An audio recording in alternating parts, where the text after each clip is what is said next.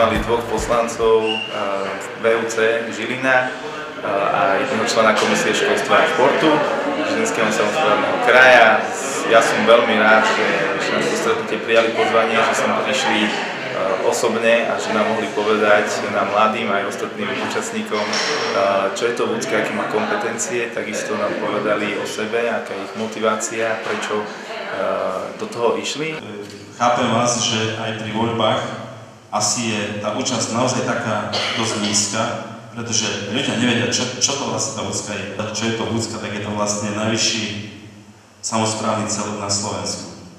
Ľudská disponuje aj s dosť veľkým obnosom peňazí, je to na Slovensku je to zhruba miliarda eur, takže to nie sú malé peniaze a má kompetencie, ktoré sú, by som povedal, dosť veľké.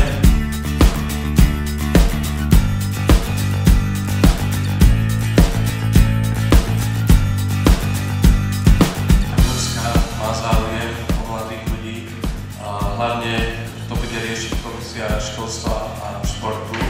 Možno toto je cesta, kde by Ľudská mohla, myslím si, že aj mala, cez taký konkrétny nástroj zapýtať mladých, že vy mladí vlastne čo chcete.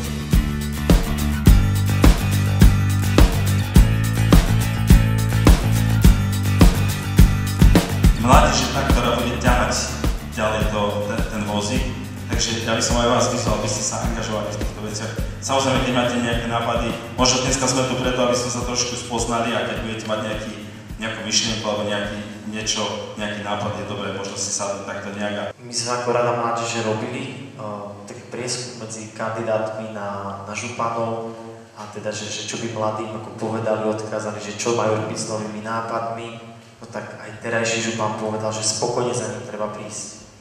Takže máte dobrý nápad, však máme na ňom mailovú adresu, má úrad, ak je malý, tak treba prísť. A samozrejme, na to máme poslancov a aj keď by neboli takéto diskusie, tak treba sa na nich obrácať.